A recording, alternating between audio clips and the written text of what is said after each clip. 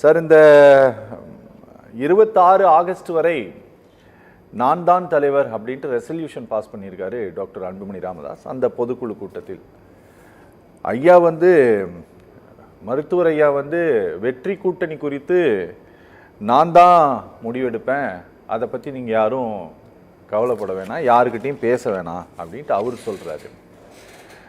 நிஜமாலுமே இந்த ரெண்டு பேரும் இரண்டாக பிரிந்து கிடந்து இந்த தேர்தலை சந்தித்தலாம் அப்படின்ட்டு இவங்க ஏதாவது பாமக அப்படி ஏதாவது ஒரு தனி பிளான்ல ஏதாவது இருக்குதா? ஒருவேளை அப்படி இருந்தது அப்படின்னா அது அந்த கட்சிக்கு நல்லதா? இல்ல சார், அரவிந்த் சார், உங்களுக்கு நிச்சயமாக பாமக பத்தி நன்றாக முழுமையாக தெரியும். அதாவது அது சரியோ தவறோ, இரண்டு பேரும் அந்த சமுதாயத்தை பொறுத்தவரையில், அந்த கட்சியை பொறுத்தவரையில் இரண்டு கண்கள் தான். அதுல எந்த கண் சரியான கண், எந்த கண் சரியில்லாத கண் என்று யாருமே அது முடிவெடுக்க முடியாது இருக்காங்க. தொண்டர்கள் தான் வருத்தப்படுறாங்க, பாதிக்கப்படுறாங்க. ஏன்னா ஒரு நீண்ட கால அரசியல் பயணத்துல தமிழ்நாட்டுல பல நல்ல செயல்களையும் பாமக செய்திருக்கிறது, மறுக்க முடியாது. இதுல அன்புமணி அவர்களோ ஐயா டாக்டர் ஐயா அவர்களோ இதுல யார் இதுல தலைமை நடத்துவங்கிற அந்த கருத்து வேறுபாடு என்பது நீடிப்பது பாமகவுக்கு நல்லதே அல்ல. நீங்க இரண்டு பேருக்குமே செல்வாக்கு உண்டு. அன்புமணி இல்லாம ராமதாஸ் ஐயா இல்ல, ராமதாஸ் ஐயா இல்ல அன்புமணி இல்லைங்கிறது இப்போது நிலைமை. ஏன்னா கட்சியை துவக்கினாரு, உருவாக்கினாரு, வளர்த்தினாரு. அனைத்துக்கும் காரணம் மருத்துவர் ஐயா, மாற்றுக்கிறதே கிடையாது. ஆனால் அவரே தன்னுடைய மகனை முன்னிலைப்படுத்தி முக்கியத்துவம் கொடுத்து தலைவராக்கி, மத்திய அமைச்சராக்கி, எம்பி ஆக்கி, இன்னும் உயர்ந்த இடத்துல உட்கார வச்சுட்டாரு.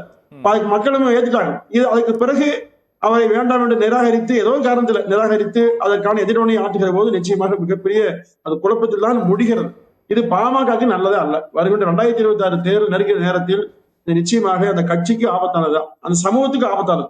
அந்த சமூகம் தங்களுக்கு என்று ஒரு பேரியக்கம் இருக்கிறது நம்பி, அதுல குறைகள் இருக்கலாம், மறுக்கல, நிறைகளும் இருக்கலாம், ஆனாலும் கூட அந்த சமூகம் நம்பி இருக்கிறது. எனவே அந்த நம்பிக்கைக்கு விரோதமாக இன்றைக்கு இருவருமே ஒரு பிரச்சனையை உருவாக்க போது ரெண்டு பேருமே பேசி தீர்க்கலாம்ங்கிறது உண்மைதான். ஆனால் அதையும் தாண்டி பேச முடியாத நிலையில ஒரு நெருடல் இருவருக்குள்ளும் இருக்கிறது. ஒரு தன்முனை பக்கம் இருக்கலாம். இப்போ சொந்த அப்பா வந்தா கூட அப்பாட்ட போய் எப்படி கெஞ்சறதுன்னு சொல்லி அன்புமணி நினைக்கலாம். தன் மகனா இருந்தா கூட மகன்கிட்ட போய் எப்படி நம்ம விட்டு கொடுக்கணும்னு நினைக்கலாம். அப்போ இந்த இரண்டு பேருக்குமான இந்த சங்கடம் என்பது ஒட்டுமொத்தமான அரசியல் தளத்திலும் பாமக களத்திலும் மிகப்பெரிய அதிர்வலையை உருவாக்கி இருக்கிறது. இது முடிவுக்கு வர வேண்டும் என்பதுதான் உங்களை போன்ற என்னை போன்ற எல்லோருடைய விருப்பமா இருக்கிறது. கடந்த காலங்களை பார்த்தேன், மாநில அங்கீகாரத்தை அதை திரும்ப பெற வேண்டிய ஒரு நிலைமையும், சின்னத்தை அப்படியே தக்க வைத்துக் கொள்ள வேண்டிய ஒரு கட்டாயமும் இந்த பார்ட்டிக்கு இருக்கும்போது, இவங்க இப்படி ரெண்டு பிரிவாக இருந்துகிட்டு நான் தான் தலைவர் இவரும், நான் தான் தலைவர் இவரும் கோர்ட்டுக்கும் எலெக்ஷன் கமிஷனுக்கும் போயிட்டு இருக்கிறது அப்படிங்கிறது இந்த தேர்தல் நெருங்கி வரக்கூடிய இந்த நேரத்தில் இது எப்படி இவங்க ரெண்டு பேரும் திரும்ப ஒரு சுமூகமான ஒரு சூழலுக்கு இவங்க ரெண்டு பேரும் எப்படி கூட்டிட்டு போகும் சார்? அது சார் வேற வழியே இல்லை சார். வந்தால் மட்டும்தான் நல்லது, வராவிட்டால் அது எந்த வகையில் இதனால் வரையிலும் அவள் கட்டி காத்த அந்த பெருமைகள் அனைத்தும் இந்த ஆண்டு அது சீர்குலைந்து போயிருங்கிறது நம்ம நிச்சயமா வெளிப்படையே தெரியுது.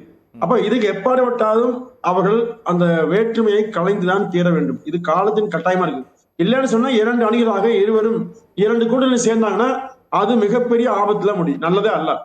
அப்போ இருவரும் இணைந்து பயணிப்பது மட்டும்தான் இன்றைய சூழல் 2026 தேர்தல் நிலையில சரியா இருக்குங்க. இப்போ தேர்தலுக்கு ஒரு சில ஆண்டுகள் இருந்ததுன்னா நீங்க முற்று பெருன்னு விட்டுடலாம். தேர்தல் வர நெருங்க நேரம்ங்க, தேர்தல் பணியை கவனிக்க வேண்டிய நேரம். இந்த நேரத்துல யாருக்கு இந்த கட்சின்னு சொல்லி பிரச்சனை ஒண்ணு கூடாது. இப்ப ஏற்கனவே அந்த கட்சிக்கு அங்கீகாரம் போயிடுச்சு, சின்னம் போயிடுது. சின்னத்தை பாமக தவிர மற்ற கட்சியில் நிறைய பேர் கேட்டாங்கன்னா சுயேட்சையை கொடுத்தாகணும். இப்ப ஒருவேளை அது தேர்தல் ஆணையத்துக்கு முறைப்படி சில விண்ணப்பங்கள் மூலமாக பெறக்கூடிய வாய்ப்பு, மற்றபடி சின்னம் இல்லை. கட்சிக்கு வெறும் பதிவுபட்ட கட்சியா மட்டும் தான் இருக்குது. அப்ப இந்த நிலையில் பாமகவை மீண்டும் ஒரு அங்கீகரிக்கப்பட்ட நிலை கொண்டு வர வேண்டும். பாமகவுடைய நீண்ட நாளைய பல சமூக நீதி கனவுகளை நிறைவேற்ற வேண்டும் என்று சொன்னால் இந்த பிடிவாதத்தை நிச்சயமாக தளர்த்தியாக வேண்டும். இது நல்லது அழகு. ஏன்னா அன்புமணி ராமதாஸுடைய பிரச்சார பயணம் மக்கள் மத்தியில உண்மையிலேயே ஒரு சிறப்பான பரப்புரையாக மறுக்க முடியாது. மக்கள் ஏத்துக்கிறாங்க.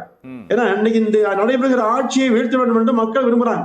அதற்கு தக்கவாறு அன்புமணி அவர்களுடைய பிரச்சாரம் ஒருவரும் போகிற போது இன்னொரு வர மருத்துவர் ராமதாஸ் அவர்கள் வேறு மாதிரியான ஒரு கருத்துக்களை பதிவிட்டால் இது இருவேறுபட்ட கருத்து என்பது உண்மையில் இதனால் வரையிலும் இந்த கட்சியை பாதுகாத்தவர் செய்த அந்த பெருமையை குறைத்துவிடும். எனவே ஒன்றுபட்டு பாமகவை நிச்சயம் முடியுங்க, முடியாதல இல்லை. அன்புமணியுமே சொல்றாரு, பொதுக்குழு 40 முறை பேசுறாங்கிறார். பேசாம இருக்க வாய்ப்பு நீங்க சொந்த தகப்பனார் தான். இது அம்மாவோட பேசிக்கலாம் அல்லது சகோதரியோட பேசிக்கலாம், பேசாம இருக்க வாய்ப்பு இல்லை. ஆனா மருத்துவர் ராமதாஸையும் பேசிக்கலாமுங்க. ஏன்னா அவருக்கும் நெருங்கிய நெருங்கிய உறவு, பேசிக்கலாம். ஆனாலும் சில வேண்டாதவருடைய தொடர்பு மூலமாகவே அங்கே ஒரு சச்சரவு அங்கேயும் இருக்குது இங்கேயும் இருக்குது. இதை முடிவு கொண்டு வருவதுதான் மிக சிறந்த வழி. நிச்சயம் வரும் நம்புறேன். ஏன்னா பொதுக்குழுல அவர் ஏன் அந்த மாதிரி செஞ்சாருன்னா, தன்னை அடிப்படை உறுப்பினர் இருந்து மாநில பதவியிலிருந்து நீக்குவங்கிற அச்சம் அவருக்கு. இங்க மருத்துவர் ராமதாஸ் அவர்களுக்கு தன் பிடியிலிருந்து முழுமையாக அன்புமணிக்கு கட்சி சென்றுவிடும் என்கிற அந்த அச்சம். அப்ப 2 பேருமே அச்சத்தின் அடிப்படையில செயல்படுகின்ற சூழ்நிலையில பாதிக்கப்பட்ட யாருங்க? அது கட்சியை தான் அறிவன் தொண்டர்கள் தான். ஒண்ணு நிர்வாகிகள் யாருக்கு போவாங்க? ஐயா ராமதாஸ் பாக்குறதா, அன்புமணி பாக்குறதா, யார பாக்குறது? இப்ப நாமளே பேசுறோம், யாருக்கா பேசுவீங்க? இவருக்கு பேசினா அவருக்கு கஷ்டம், அவருக்கு பேசினா இவருக்கு கஷ்டம். அப்ப இதே மீறி ஒரு பெரியவர் மருத்துவர் ராமதாஸ் மூத்தவர், அவர் மனம் குலம் கூட பேசலாம். ஆனாலும் கூட கட்சியை வருகிற போது கட்சியை பாதுகாப்பது அவசியம். நீங்களே பாமக எப்பவுமே கடந்த காலத்தில் ஒரு அக்கறையோட பேசுவீங்க, அன்னைக்கு யாருக்கு பேசுவீங்க? அப்போ இவங்க அரசியல் முடிவெடுக்கிறத பத்தி பேசுறதா, அந்த சூழ்நிலைக்காக பேசுறதா, இல்ல அந்த கட்சி அழியக்கூடாது பாதுகாப்பாக பேசுறதா, இல்ல மருத்துவரியாக்க பேசுறதா? இந்த சங்கடம் எல்லோருக்குமே உண்டு. ஏன்னா அந்த கட்சி நிச்சயமா தமிழ்நாட்டுக்கு தேவை. அது பல காலகட்டத்தில் நன்மையை செய்திருக்கிறது, மறுக்க முடியாது. எனவே அந்த கட்சி எதற்காகவும் அழியக்கூடாது என்பதுல உண்மையான அக்கறை நம்ம எல்லாத்துக்கும் உண்டு. ராமதாஸ் ஐயாவோ அன்புமணி அவர்களோ இந்த 2 பேர்ல யாரு மூத்தவரை, ஒரு வயதில் மூத்தவர், தமிழ்நாட்டுக்கு அவர் கொடுத்த குரல் நிறைய பாதிப்புகளை, நிறைய பெருமைகளை உருவாக்கி இருக்காரு, அதுக்காக பேசுறான். ஆனா அன்புமணி மகன் கடந்து போய் பேசுறேன். ஆனாலும் கூட அன்புமணியும் தவிர்க்க முடியாத சக்தி. அடுத்த கட்டம் அன்புமணி தான் அவசியமா தேவைப்படுது. எனவே இருவரும் ஒன்றுபட்டு செயல்படுவதுதான் பாமகவுக்கும் நல்லது, வன்னியர் சமுதாயத்துக்கும் நல்லது, தமிழ்நாடு அரசியல் களத்துக்கு நல்லது, 2026 தேர்தல் களத்துக்கு நல்லது. ஓகே சார், ஏதோ ஒரு வகையில் டாக்டர் அன்புமணி ராமதாஸின் மீது நீங்கள் சொல்லப்படக்கூடிய ஒரு குறிப்பிட்ட சமூகத்தைச் சேர்ந்த மக்கள் மனதில் அன்புமணி குறித்த ஒரு தவறான ஒரு தோற்றம் ஏற்படுவதற்கும், அவர் மீதான நம்பகத்தன்மை அப்படிங்கிறத கொஞ்சம் குறைக்கக்கூடிய வகையிலும் டாக்டர் ராமதாஸினுடைய புகார்கள் எல்லாம் இருக்குதா சார்? சார்ஜஸ் எல்லாம் இருக்குதா? ஏன்னா இப்போ ஒரு சமீபத்தில் கூட ரொம்ப ஓப்பனாகவே சொல்லிட்டாரு, தன்னோட வீட்டில் ஒட்டு கேட்பு கருவி வைத்தது தன்னுடைய மகன் தானே சொல்லியிருக்காரு. இதெல்லாம் ஓரளவுக்கு விவரம் தெரிந்தவர்கள் கேட்கும்போது என்ன அப்படின்னா, இது என்னடா இது இப்படி அப்படின்ட்டு தோணும். ஏதோ ஒரு வகையில் ஒரு ட்ரஸ்ட் அப்படியே டிஸ்ட்ராய் ஆகி போகும்னு வச்சுக்கோங்களேன். அங்கே அந்த மாதிரியான நிகழ்வுகள் எல்லாம் இந்த பார்ட்டியில் நடந்துட்டு இருக்கே சார். இதெல்லாம் பலவீனப்படுத்தாதா இந்த பார்ட்டியை? சார், நீங்க கேட்டிருப்பது மிக சரியான கேள்வி. இந்த கேள்வியால் தான் எல்லோருக்குமே ஒரு விவாதம் உருவாகிட்டே இருக்கு. இப்போ அன்புமணி குறித்து மருத்துவர் ராமதாஸ் ஐயா அவர்கள் பல குற்றச்சாட்டு சொல்லிட்டார். இப்போ 3ஆம் நபர்கள் பரவாயில்ல, சொந்த மகன் மேலே சொல்லிட்டார். நாளைக்கு மாத்திக்க முடியாது.